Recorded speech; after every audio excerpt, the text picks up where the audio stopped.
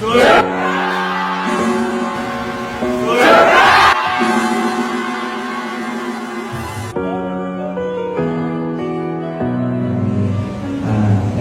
ganito kasi medyo hirap na po kami dati. Ayun po, thank you so much po sa lahat po.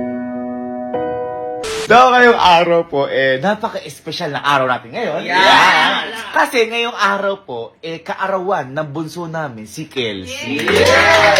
At syempre po, kaya wala si Kelsey dito, alam nyo na, may gagawin kami ngayon para kay Kelsey. At ito, hindi pa nangyayari to sa buong buhay ni Kelsey. At ito ay tumutugma sa sinabi niya sa akin noon na nakakuha siya ng presidential scholar. Yan. Di ba naaalala mo noon, Kalo, ano yung sabi mo, ako na bahala sa'yo. Tapos ang ginawa ko, ang regalo ko sa'yo para kayo kay Kyle. Sa may sasakyan. Ngayon boy, kung naaalala niyo yung sinabi ni Kelsey, yung gusto daw niya, yung kumain tayo sa may labas. Ito yan.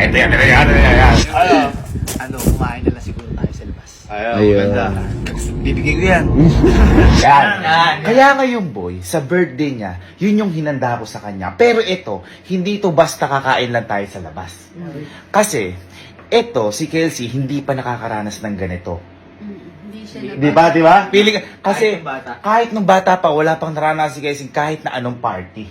Kaya ito, Yung buwan kasi nung birthday niya, taghirap. ayun, kasi may, pasukan. Kaya wala talaga. Kaya first time na mangyayari to, na ipaghahanda ko po namin si Kelsey ng party.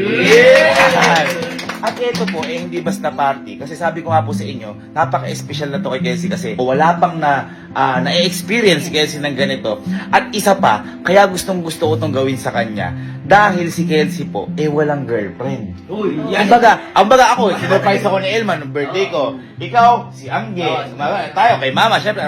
Si Kelsey, wala talaga. Wala. Kaya syempre, kami na ang gagawa para sa kanya to. Kumbaga, ito na ang magiging regalo ko sa kanya. Ang kauna-unahang party ni Kelsey. Hindi, birthday party ni Kelsey. Kaya ito, medyo pinagandaan namin yung venue, yung mga pagkain, yung mga litso.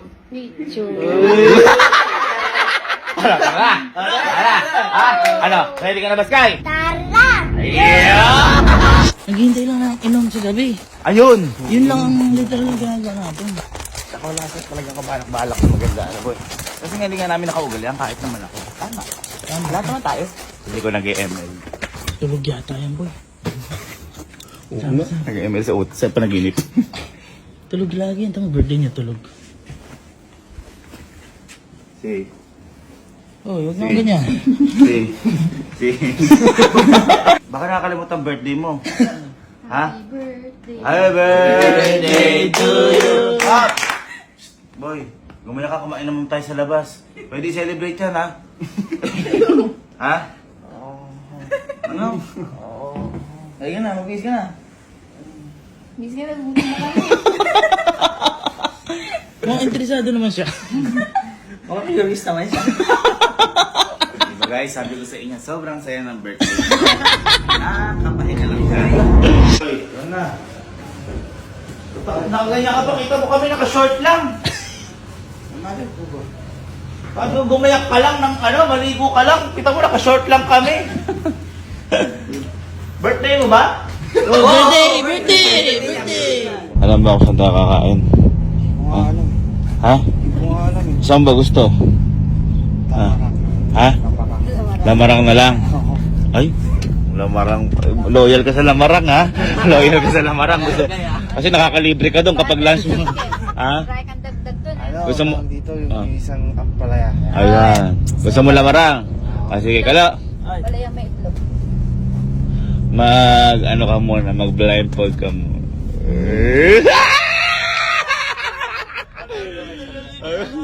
Mag-blindfold ka muna. Parang hinihintay mo yung gano'n. Kaya pala walang gana, boy.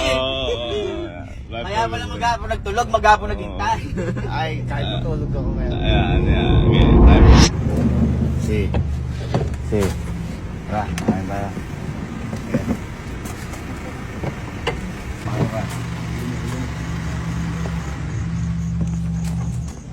Sabi mo, gusto mo Lamarang eh.